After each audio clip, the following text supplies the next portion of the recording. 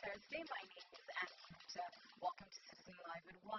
President Uhuru Kenyatta this morning witnessed the swearing-in of the newly appointed National Intelligence Service Director General, Major General Philip Wachira Kameru, and new Air Force Commander, Major General Samuel Nangadoita. National Assembly Majority Leader Aden Duale, the Chairman of the Parliamentary Defense Committee Ndongo Givenji, and his deputy Barry Shiel also witnessed that ceremony. The swearing-in of the top security officials comes a day after the National Assembly on Wednesday approved the appointment of Kameru as the new NIS boss. I now wish to present to you Major General Wachira Kameru, the Director of the National Intelligence Service, to take the oath of the Director General, National Intelligence Office. Welcome, Your Excellency. I, Major General Philip Wachira Kameru, do swear that I will do well and truly serve the Republic of Kenya in the office of Director General of the National Intelligence Service, and that I will do justice in accordance with the Constitution of Kenya as by law established, and in accordance with the laws and customs of the Republic, without fear or favor, affection, or ill will. So help him God. I, Major General Samuel Nangadoita, do swear that I will well and truly serve the Republic of Kenya in the office of the Commander of the Kenya Air Force, and that I will do justice in accordance with the Constitution of Kenya as by the law established, and in accordance with the rules and customs of the Republic, without fear or favor, affection, or ill will. So help me God.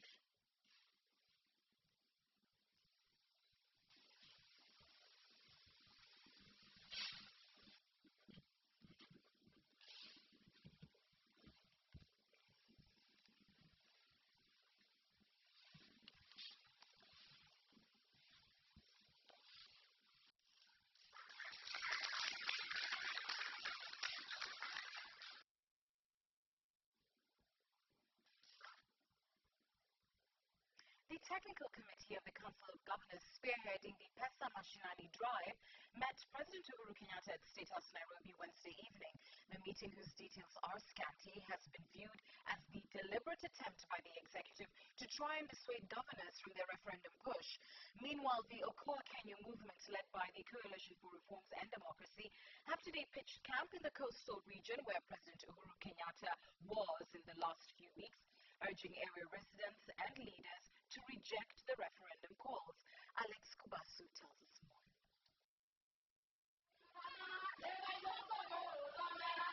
Political intrigues continue to characterize the clamor for a national referendum after it emerged that a total of 8 governors who are spearheading the Council of Governors Pesa Mashinani Drive, led by its chair Isaac Ruto, met President Uhuru Kenyatta Wednesday evening at State House in Nairobi.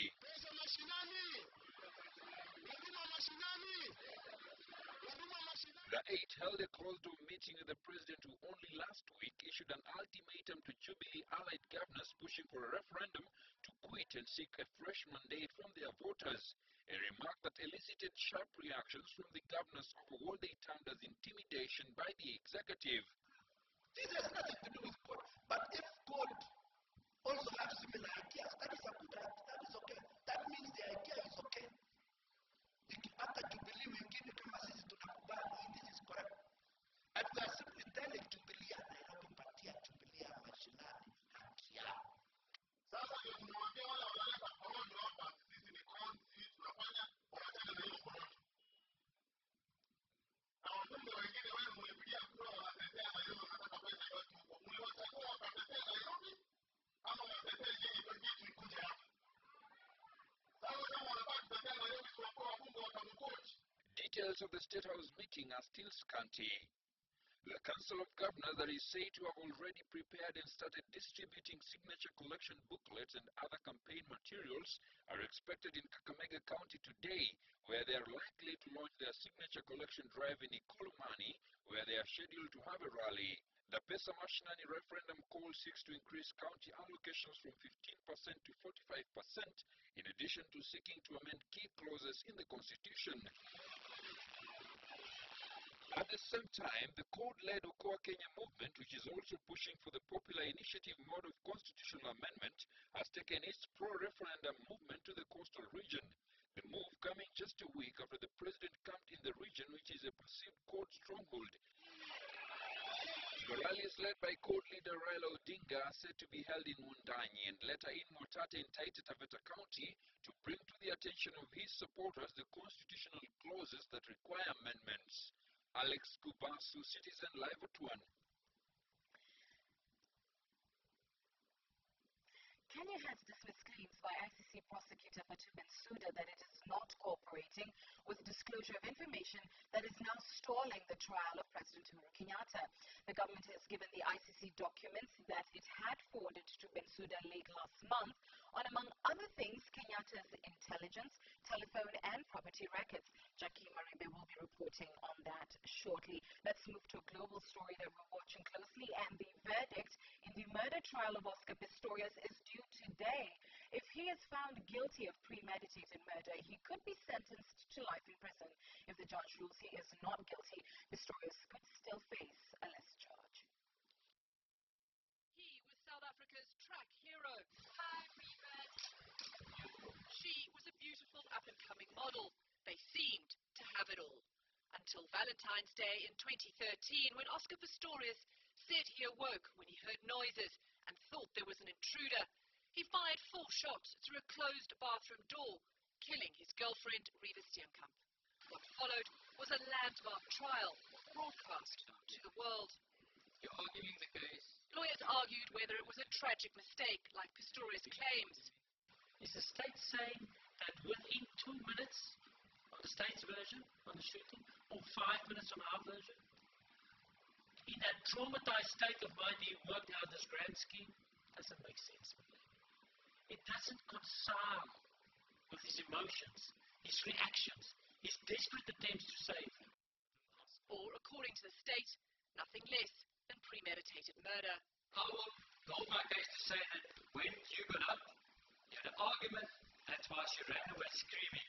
My lady, just after 3, I woke up. 39 days of testimony. Well, he does look exhausted. That saw nearly 40 witnesses take the stand, including an emotional Pistorius. And now, this week, the verdict, and a judge's decision that'll close a long and crucial case that's captivated South Africa and the world.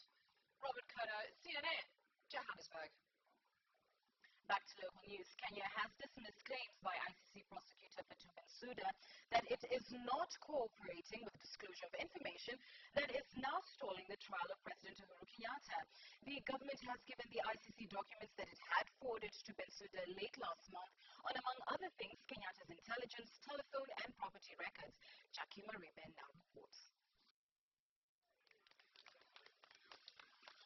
Kenya has sought to dispel Bensouda's claims that she is frustrating the prosecution's attempts to gather information pertaining to critical records on President Kenyatta. Attorney General Githu Muigai has submitted to the Hague Court documents that he says he gave Bensouda between the 22nd and 28th of August. The 8 documents relate to records for company, motor vehicle, telephone, security and intelligence records, as well as income tax and value-added tax, bank account, and foreign exchange transaction records. As such, Kenya now wants to be allowed to respond to Bensouda on her submission that the government has continually failed to cooperate fully with her request to provide critical information. Jackie Maribe, Citizen Live at 1.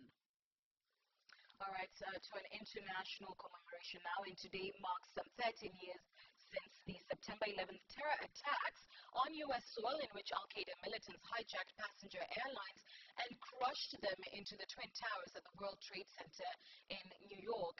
The daring raid brought to home the reality of terror to Americans, and the U.S. government, then led by President George W. Bush, began a systematic campaign of fighting and neutralizing terror both within and outside the United States soil through full-scale wars such as those conducted in Iraq and Afghanistan, as well as through forming alliances with at-risk nations where the United States offered counter-terror training and even armed supplies. And certainly Kenya is one of those countries that has been recipient of such support.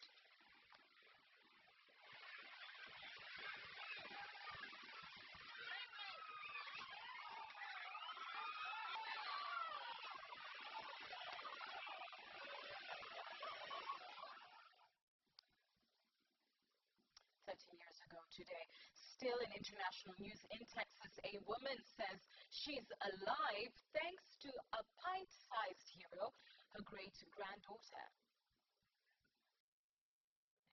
Carly McGee is proof heroes come in small packages. A 5-year-old learned how to swim when she was 3.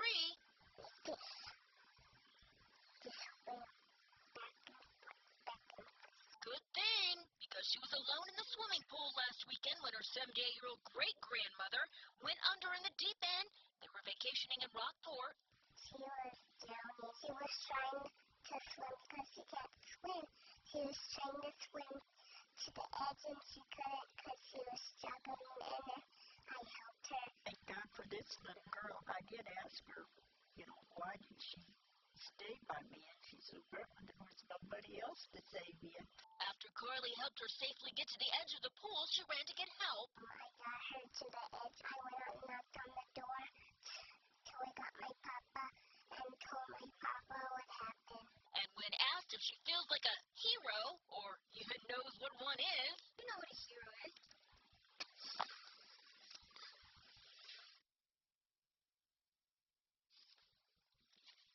All right, to a meeting that we're standing by for due to take place in about a half hour, and the Kenya National Union of Teachers officials now say that they want the Teachers Service Commission to table an offer to increase teacher salaries this afternoon, failure to which they have threatened to rally teachers countrywide to go on strike. TSC CEO Gabriel Iboni had invited the two unions, that's NUT and the Kenya Union of Post-Primary Education Teachers, for a meeting scheduled for 2 p.m. today. The meeting is supposed to deliberate and eventually see TSC and teachers' unions sign a collective bargaining agreement to last till 2017 as directed by the Salaries and Remuneration Commission circular of March the 21st, 2014. All right, so we're standing by for that story. Let's move back to the States now. And a Michigan couple is calling their dog Jersey a hero after she saved them from a fire that destroyed their home and ultimately killed her. There was a fire at this house on Lavender in Brownstown Township. But when you see the inside, you know it was devastating. The flames tore through the house several nights ago as Kim and Tom Zaker slept in the basement to stay cool because they didn't have AC. We lost power that day. Tom says he woke up to their dog Jersey crying, barking, and scratching at the basement door. He went to check on her and saw flames. So I ran back downstairs, grabbed my wife. He got me out. And then he went back in to try and get Jersey. The heat was so thick. It was like an oven. But I could hear my dog in there. And there's nothing I could have done for her. The house can be replaced, but Jersey cannot. Jersey is my hero. She saved me and my wife. And it's very hard. Firefighters say if Jersey hadn't woke them up when she did, the basement door would have caught fire and trapped them. They would have died. The thought makes them grateful for what they do have as Tom recovers from a knee injury and smoke inhalation, and they learn it will take a year to rebuild their house. Now, in honor of Jersey, a dog who died a hero, they're hoping that sharing their story could save your life. With all the power outages we've been having, it's important for you to know the cause of this fire. It started behind a TV on that wall. When a surge protector caught fire, this family learned too late. You're not supposed to use surge protectors when you're using a generator. Because I never want to see this happen to anybody. In Brownstown Township, Kim Russell, 7 Action News. Man's best friend indeed. Time for us to take a short break. I'll see you live at 1. I am back with more news.